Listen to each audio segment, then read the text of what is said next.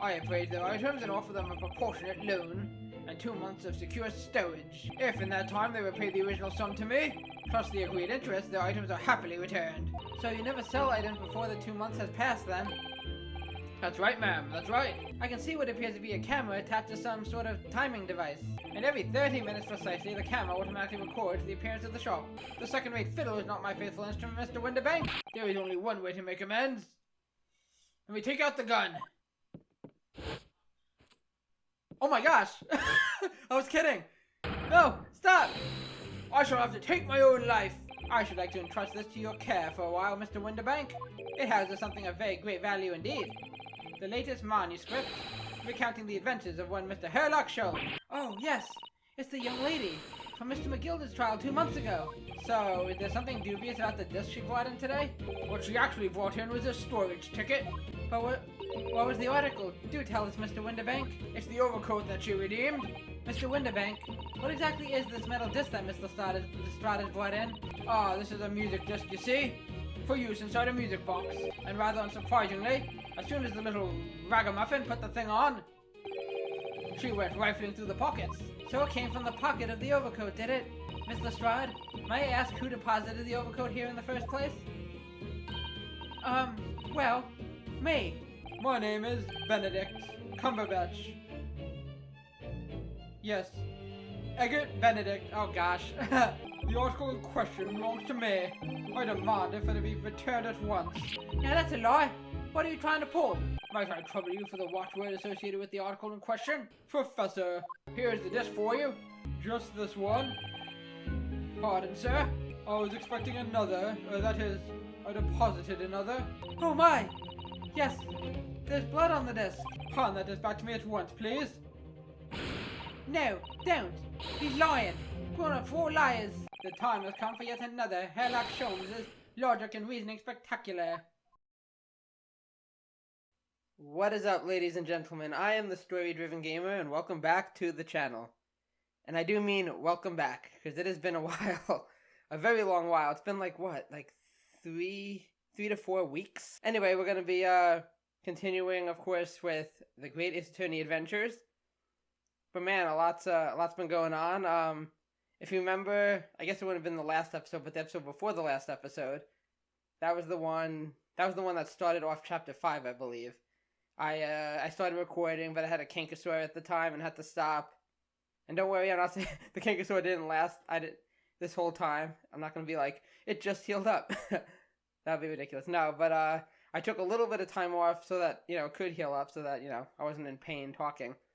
But then, I was busy with work. But beyond that, my grand excuse for why it's been so long has just been a couple of games came out, and I've been busy with them. They kind of ate up my time, and I kind of didn't want to do anything else.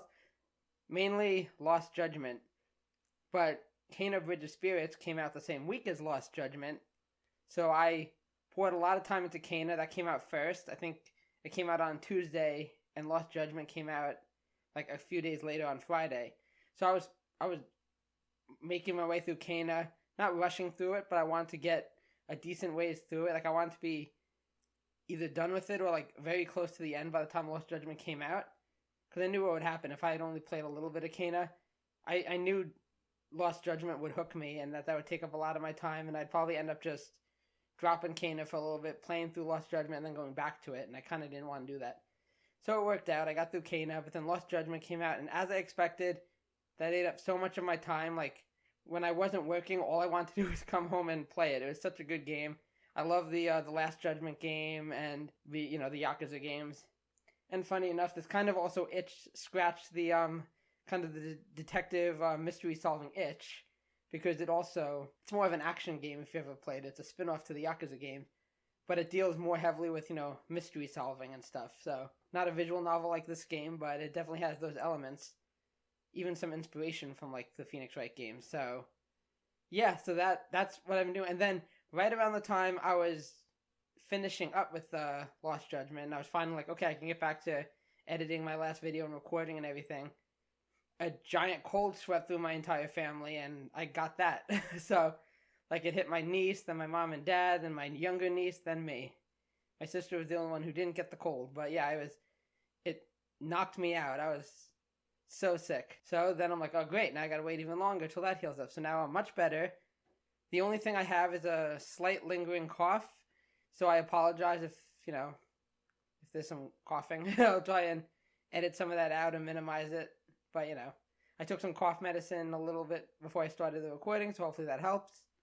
We shall see. Anyway, enough of that. I'm glad to be back. I really am. I've been missing this game. And even though it's been like 3 or 4 weeks since I recorded the last episode, I actually edited it yesterday. So that acted as a nice refresher. I was able to, kind of refresh what happened. Luckily, we're not like deep in this case. Like, we still don't even know where this case is going. So at least I didn't take a break like halfway through a trial or something where we're like, deep in the middle of something. But that being said, we are still in the middle of something. I didn't even recap yet, so let's get to that. So in the last episode, we finally made it to Winterbank's pawnbrokery, where we found the violin. Turns out it was like 99% Sholmes' fault that that he brought home the viola. So naturally, that's Sholmes for you. And yeah, we met the pawnbroker Winterbanks himself. He's funny, a bit psychotic. Like any kind of theft or if he loses something, he's ready to shoot himself. So he might want to seek some help. But he's a funny character.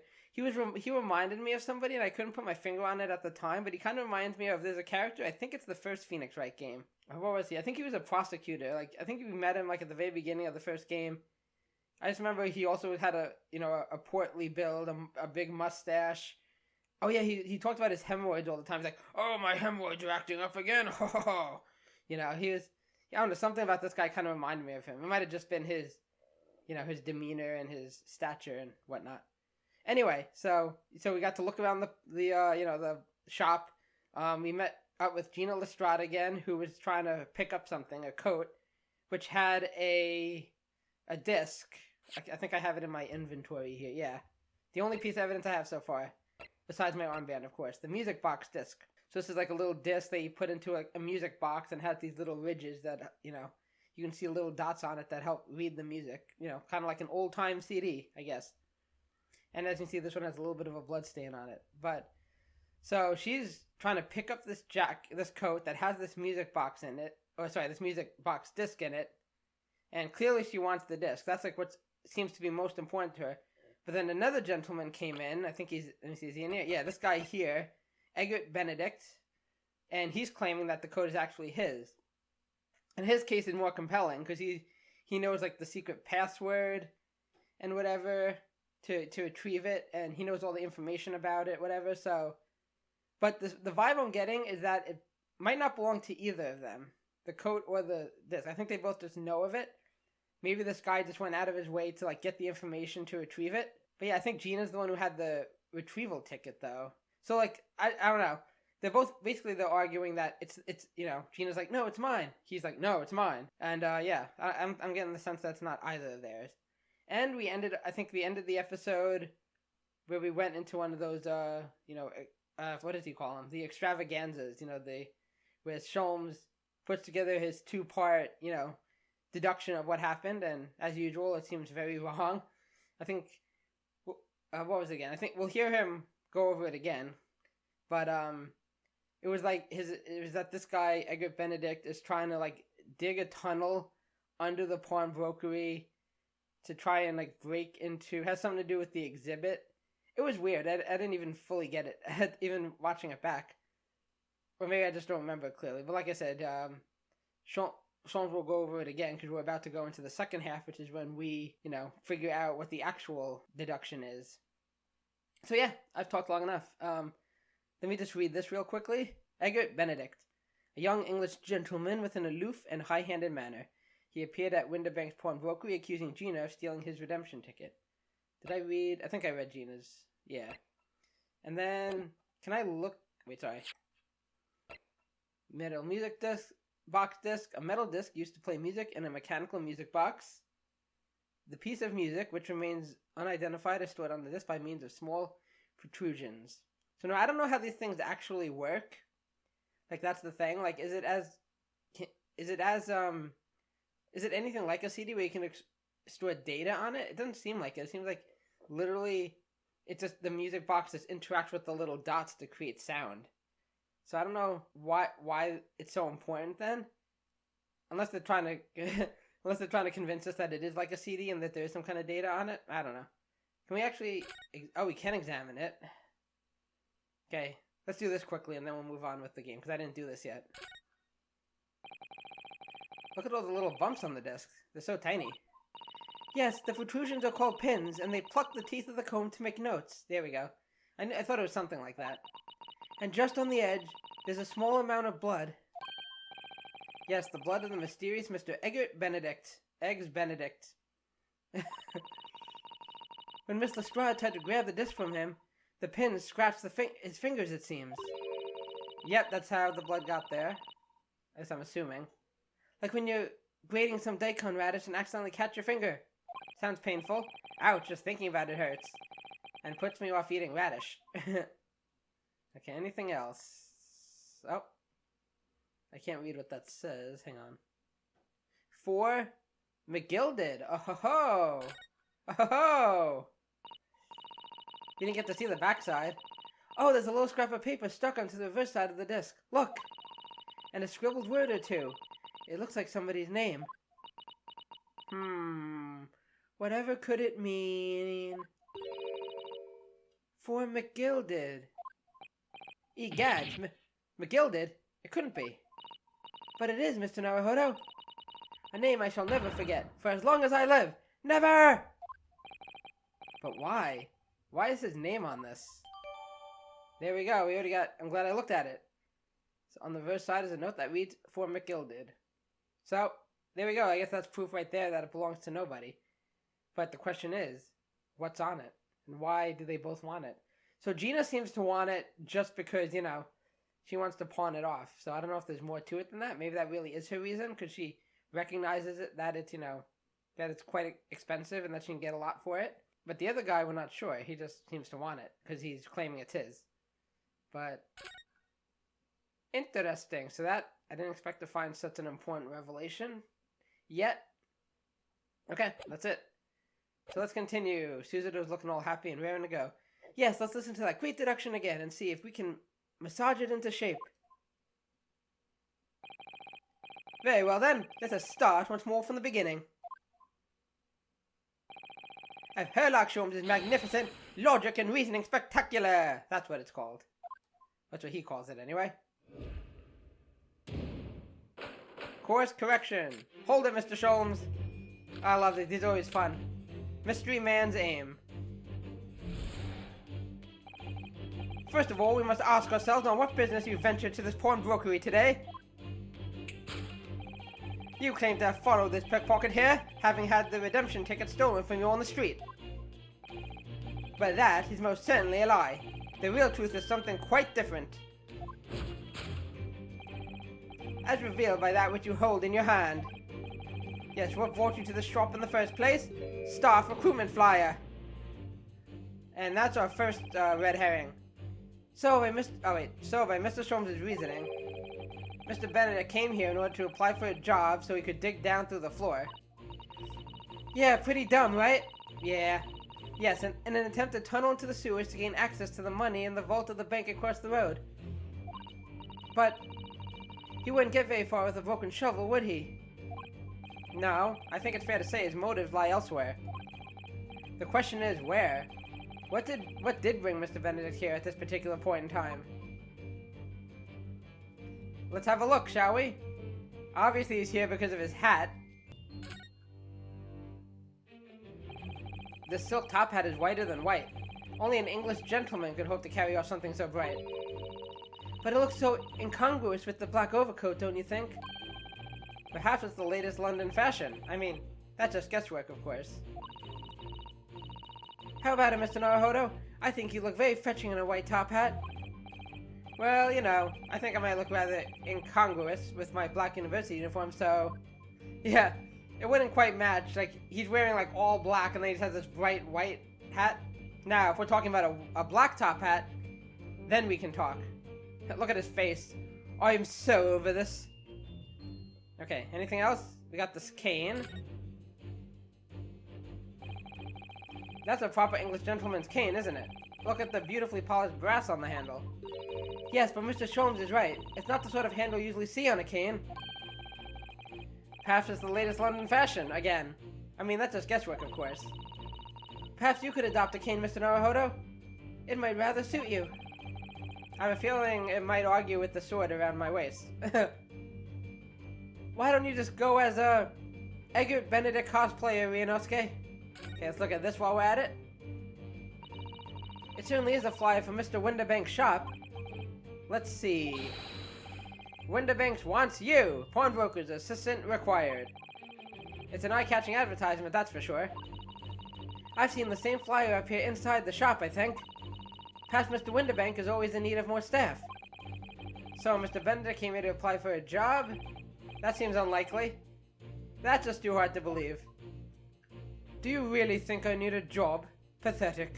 Okay, anything else? Anything else? We already looked at the cane.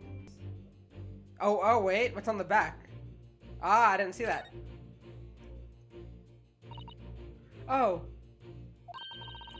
Look at all the scribbled notes on the back of the flyer here. I don't believe it. What is it? Tell me. Listen to what it says. Name, Gina Lestrade. Height, 5'2". Green cap, scruffy waistcoat, glovey white shirt, blue satchel, ragged. It's a detailed description of Miss Lestrade. Goodness me! There's even a sketch of her, hat and all. It looks like a 5-year-old did it. Drew it. Although if he showed it to her, she'd fire that smoke grenade launcher in his face for sure. And look, the details of the shop have been written down here too. Winterbank's Pawnbrokery, Baker Street, redemption deadline, 15th of April. Which is today's date. Why would Mr. Benedict have all that information scrolled on the back of that piece of paper? And there we go, that's what we need. Interesting.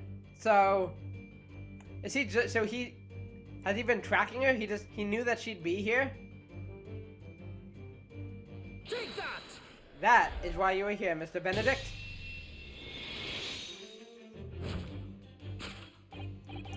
Yes, referring to this shop in the first place is the info about Miss Lestrade. Quite so, my dear fellow. It would appear that the writing on sketch on the reverse of the flyer pertain to the pickpocket Miss Lestrade and to Mr. Winterbank's pawnbrokery here. Oh. You originally told us that you had merely given chase after Miss Lestrade stole the redemption ticket from you. But that, sir, is a thinly veiled lie. Yeah. It is the information on the back of the flyer that led you here today. By which I mean... Here. To Winterbank's Pawnbrokery and today. The redemption deadline of that overcoat. So, you waited outside for the young girl, matching the description you have written down to arrive. Humph. Ridiculous. And you've gone to some length to hide the reason for your pursuit of Miss Lestrade. In other words, there is some ulterior motive for your actions. Oh crap. The cane which you unwittingly clutched to your person exhibits an incontrovertible contradiction. What utter rot! I've had this cane for years. The contradiction of which I speak is, of course, the missing ferrule. Still don't know how do you say that. What's a ferrule? It's the metal cap commonly found on the end of a cane, Mr. Naruhodo. Ah, the bit that makes the nice clacking sound on the pavement. Yes, exactly. And Mr. Sholmes is right, it appears to be missing on this cane. But it doesn't actually look broken, does it? No, it doesn't. Though the gentleman carrying did recoil when Mr. Sholmes identified the cane as suspicious. Maybe it's hiding another secret. In other words, there's some secret about the cane that Mr. Benedict would rather we don't know. Intriguing. I guess we'll get the same dialogue if I examine the hat again. Oh! There we go, initialing. Let me see, AG. AG. Look here, Miss Suzuto. There are some letters on the handle. Ah yes, those must be initials, I think. In the West, it's customary for people to engrave their belongings with the first letters of their names. So, Herlock Sholmes would be HS, you mean? That's right. And the initials on this cane, obviously. Oh. AG? Oh, AG? Why does it feel as though it's not quite right? I mean, I'm assuming that's the important thing we're trying to note. But I'm not sure. I'm trying to think. AG. Take that!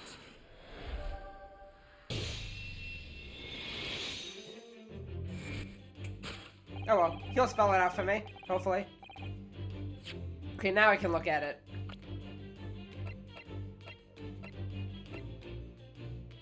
Yeah, we don't have anybody by AG. At least not yet. The contradiction which I speak is, of course, the initialing. A most astute observation when you say Mr. Eggert Benedict. Ah, a little on edge now. We are led to believe, sir, that your initials are EB. Yet, in a most possessive manner, you have in your grasp a cane bearing the initials AG. An incontrovertible contradiction indeed, would you not agree? No, you're wrong. This cane isn't... You said before that you'd had that cane for years. Grr. So don't try to tell us that you just borrowed it from a friend or found it in the park. You liar! In short, though you hold yourself to be a gentleman, you have withheld your true name. Ah, okay. I knew Eggert Benedict sounded too stupid. You recoil, sir. Is something wrong? And in your recoiling, you inadvertently facilitate the answer of your next conundrum to present itself. Namely, what is the truth behind this rod you bear? Yes, your reaction betrays the truth.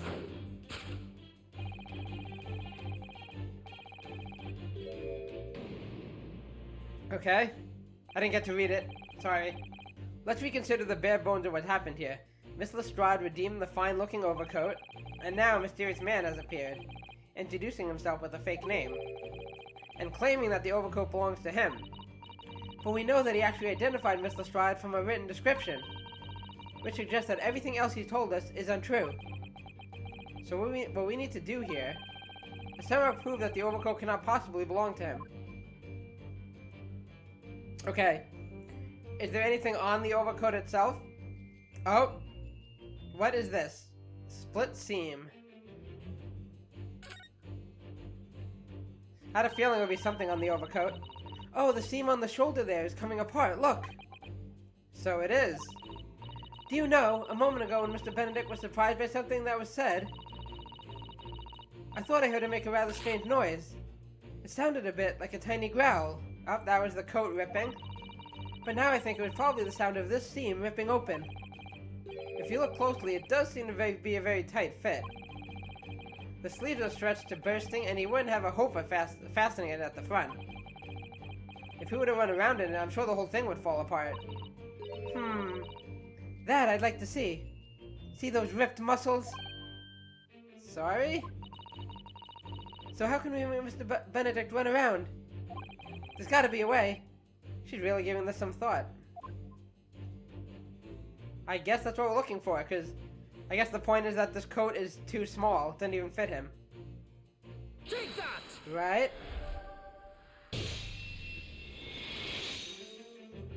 Boom. The split seam, which you evidently would like to conceal, is the key to understanding this riddle, you see. Oh. Yes, because the overcoat is rather obviously a poor fit. Having forced it over your broad shoulders, the seam is already breaking apart. My suspicions were aroused from the outset. When you so badly lied about your name and so boldly waylaid this pickpocket. Or... This catalogue of untruths has all been for one very specific purpose. Do tell us, Mr. Sholmes. To steal the article that the younger redeemed from Mr. Winterbank. Oh, no. How dare you? But what really irks me is this. The considerable crime I initially imagined has been considerably curtailed. Okay, so I had a feeling it was just to get the CD, or whatever it is, to abscond with a redeemed item, which happened to be in the code.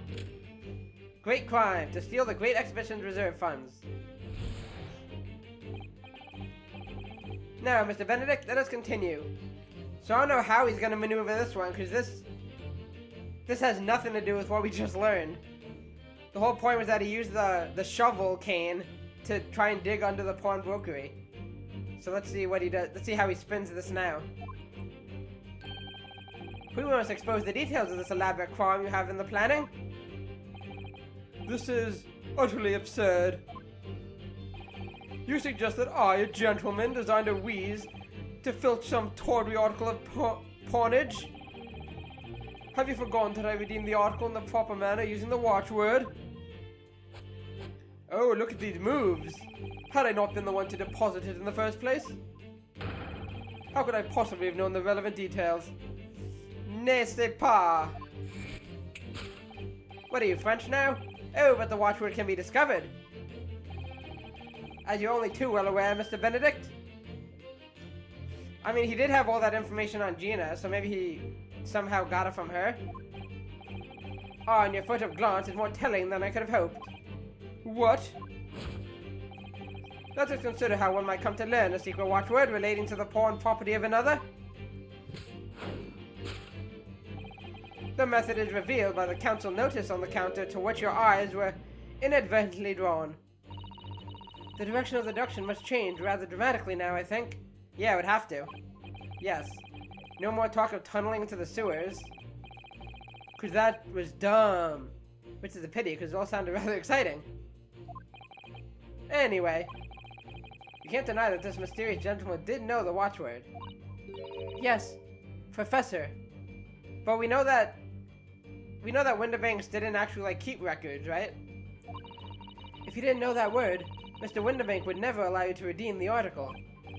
Or, looking at it another way, if you did know that word, Mr. Windibank would allow you to redeem the article whether it was yours or not. So the question is, could this gentleman have found the watchword out somewhere? Or somehow? Fascinating. Let's take a look at the gun. Maybe we should take that. This is Mr. Windibank's gun. Yes, loaded with only one bullet, he said. Let's play some Russian roulette. I'll go first. It would appear that being a pawnbroker is a very life-or-death profession. That might just be this particular establishment. I would hope they're not all like that. Okay, let's take a look at this thing. Baker Street Works is the title. Yes, and it does mention sewerage works, as Mr. Sholmes said. Oh, and specifically mentions that tonight's sale at the confectionery shop on the corner won't be affected. Case solving first, confectionery later, Mr. Naruhodo. Get your mind out of the gutter. Curse my overly expressive face. That's our next stop. Okay, we got a little... Okay, I can't look at that. A little notelet here. Look at this, Miss Susato. It appears to be a memo that Mr. Windibank has scribbled to himself. Let's see, what does it say? Oh, Professor. There you go. That sounds rather convenient, Ryunosuke. Mr. Windibank must make a note of the watchwords his customers give him, right before their eyes. And in alarmingly clear script as well. Oh dear, I don't know where to look. Who knows what other secrets I might see. He's really bad at customer confidentiality, isn't he? Yeah, that sounds like a major oversight, and there's our answer. Is there anything else to examine, though? I don't think so. Oh, the lamp. Okay, let's just check the lamp out. This looks to be quite an old lamp, but it's obviously been well looked after, and there's oil in it, too. That's why it's called an oil lamp, Susato. In other words, it's still in use. Yes, it would appear so. But as for how it could be related to Mr. Benedict knowing the watchword for the pawned article, I have no idea. That makes two of us. It is not related, but this is... Huzzah! Take that, The method is revealed by the notelet on the counter to which your eyes were inadvertently drawn. Yes, the broker here follows the same procedure whenever a customer comes to redeem an article. He asks the customer for the watchword and notes down the response uttered on a notelet he has to hand. Then he consults his ledger and confirms whether or not the watchword matches that of the article in question. I would expect nothing less of a diligent pawnbroker. But his diligence clearly has its disadvantages. What are you talking about, sir? It is increasingly apparent that you were present in the shop before your accusation against Miss Lestrade. In all likelihood, you followed her inside, and then observed her talking to Mr. Winterbank. When the diligent broker made a note of the watchword, as is his common practice, you observed him writing the word professor on the notelet beside the ledger. No. Shut up. And that, sir, was the master plan you devised to steal the pawned article from the young Miss Lestrade. Master plan? How ludicrous. Which brings us at last to the final chapter of this lurid scheme. Why would you go to such length to redeem that particular article from this pawnbroker? Are you quite serious? For an ill-fitting overcoat, hardly seems to justify the effort, much less a worthless music box disc. One thing I just kind of thought of is there a chance that maybe the disc had blood on it from the start? Maybe that's evidence or something? Maybe he attacked somebody or killed somebody and needs to get it back for that reason? Because I don't see how it would have... It doesn't work like a CD, so I don't know how it would have any kind of like data on it. So I wonder if it's... Maybe it already had blood from the start. And maybe when they noticed it had the blood on it, that's when he made up the excuse like, oh, it cut me. I think he might have even been the one who said that. It cut him. I don't remember. But, yeah, maybe it had blood from the start. But naturally, you had very good reason to make them yours, didn't you, Mr. Benedict? I have no idea what you're talking about. Allow me to present a rather interesting piece of evidence. You see, this picture postcard tells us all we need to know. Oh, back to that, are we? The articles we're talking about are the overcoat and the music box disc that was in one of the pockets. Which, according to Mr. Winterbank, isn't even worth a penny. And yet this man went to such lengths to steal them. Why? I wonder if perhaps... We already have the evidence we need to explain it, Mr. Naruhodo. Could we? Really? I'd better have a thorough look through all the evidence we've collected so far. Okay, well, considering we only have 2 pieces of evidence... Oh yeah, I guess it's probably that. It probably has something to do with the form McGill did. I don't think I have to look at it again. I think we got what we needed. Take that! Take that, sir!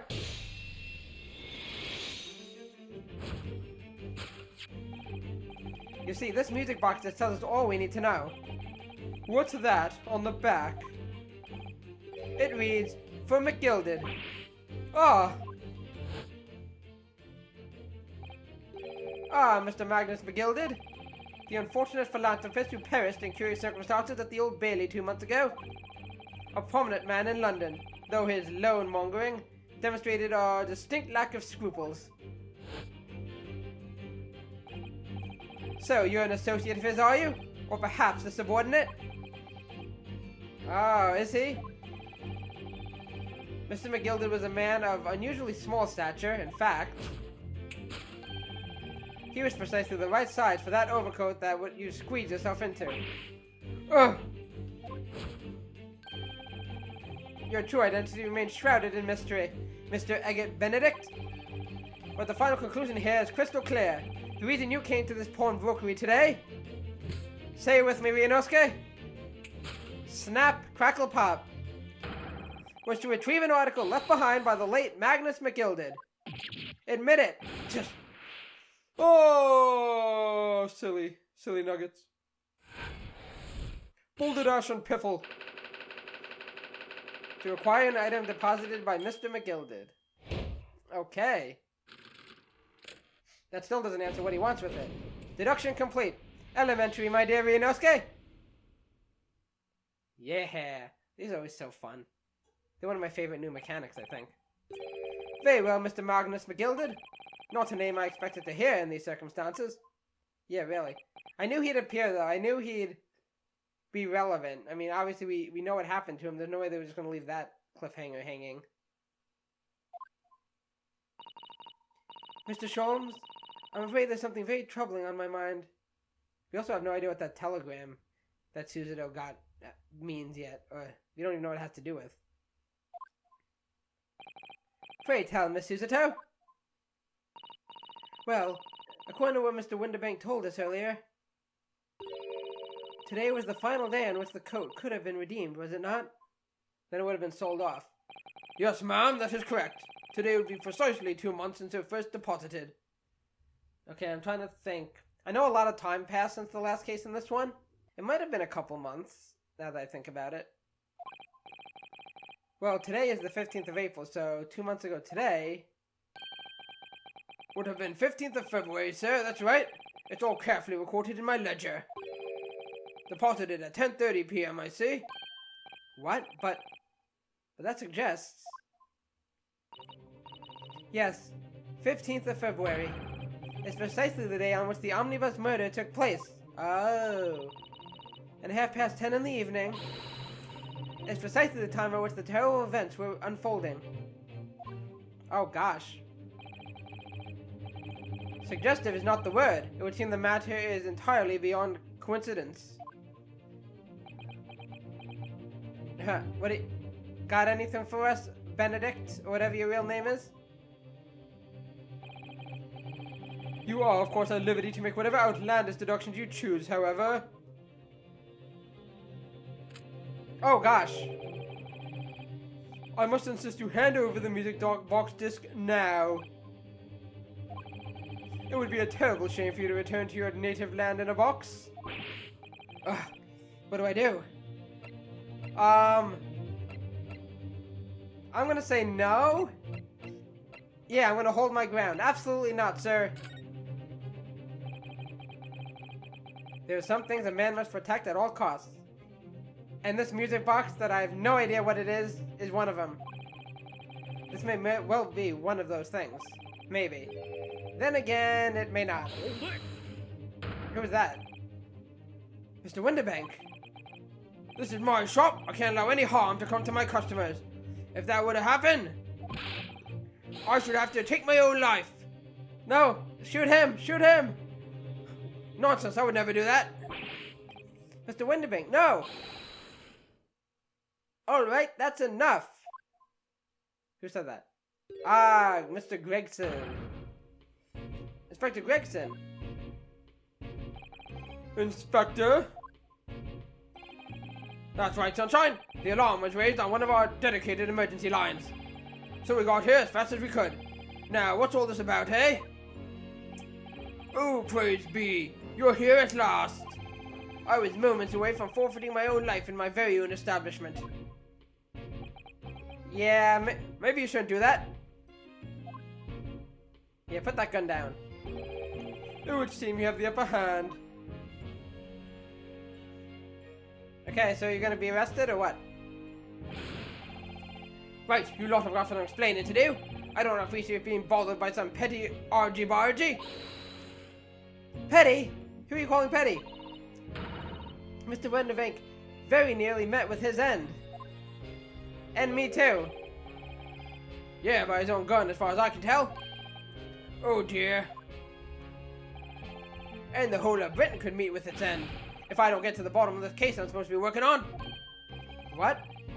What on earth is the case, Inspector? Ah, here we go. This must be the case that maybe we'll get involved with. Spare no detail, Gregson. I might have said a little too much. No matter. It's nothing to do with you lot. Anyway, sir, you're gonna have to come with me down to the station. But of course, Inspector. Ah! He's getting away! Get after him, lads! Whistle the beat officer too! Move, move, move! Sir! Okay. Good job, Gregson. You are good at your job. What did he even do? He just spun around and disappeared in a puff of smoke. There's been a spate of thefts at pawn shops around here recently. So we fitted emergency buttons underneath the counters for brokers to let us know when there's trouble. Ah, good. Oh, Inspector, I was very worried there for a while. Very worried indeed. Now then, Mr. Permanently in Mourning. Oh, yes? Is that me? I'll be taking that whatever it is of Miss Gilded's down to the yard, thank you very much. So hand it over. Oh, yes, of course. You better not be some corrupt cop. No, don't. Don't give it to him. It's mine, that is mine. I'm sorry, miss. What's your name? But anything belonging to McGilded has to be taken in as evidence now. As evidence? If the police demand something as evidence, my dear fellow, we have no choice but to capitulate. It's all yours, Inspector. Grr. Yeah, I wonder what she wants with it then. Well, now that I think about it, she was involved in that case. And so we handed Mr. McGilded's disc over to Inspector Gregson. And was summarily turfed out of the shop and onto the street. Is that it? Oh dang, that's it. Okay.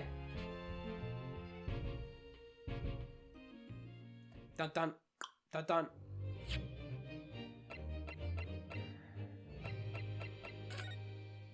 Okay. So this may very well be a slightly shorter episode, but this seems like a good place to end it. Yeah, it's always a good spot. If I was like 20 minutes in or something, that would be different, but I'm a little over 40, so like I said, especially once I edit some things out, it'll be around 40 minutes long probably this episode, but decent length. But I'm tempted to maybe start the next part, but I think we're good here. Yeah, so now's a good time to end. So, I'm actually on vacation right now from work, like a full week of vacation, and it just started. So, all that to say that I'll be around to, I plan on doing a lot of editing and pumping out videos and stuff, so this week in particular, I mean, I'm back for good now. You're gonna get, even after my vacation, I'm gonna still be doing videos, but of course, but I'm just saying I have like a week basically to just work on editing and getting some videos out. So there'll be a lot more to come. So have no fear. So this was good. So we learned what's going on here. This Eggert Benedict, he must have just been scheming up like, what's a good name I could use while he was eating his eggs Benedict, and he's like, there we go. I got it. Eggert Benedict. I don't know. But yeah. So he's not who he says he is, and I guess he's working with Mr. McGilded. I knew that he'd come back at some point. I knew he'd probably be some kind of pivotal part of this case. We still don't know what the case that Gregson is working on is, right? He didn't say yet. But stuff is in motion now. This guy escaped.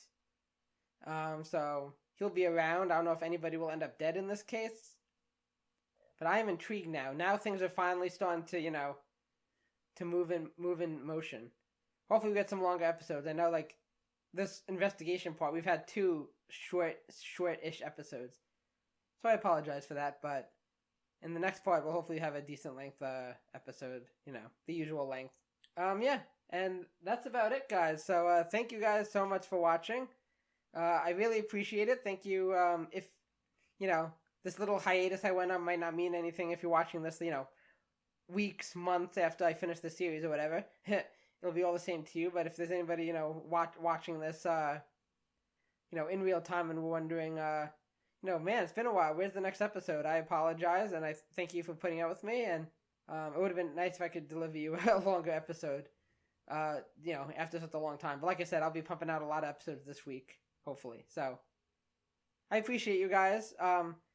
Please go ahead and like the video, subscribe to the channel, hit that notification bell, share the video, do all the things. I really appreciate it, and I really appreciate you. So, thanks once again, take care, and bye-bye.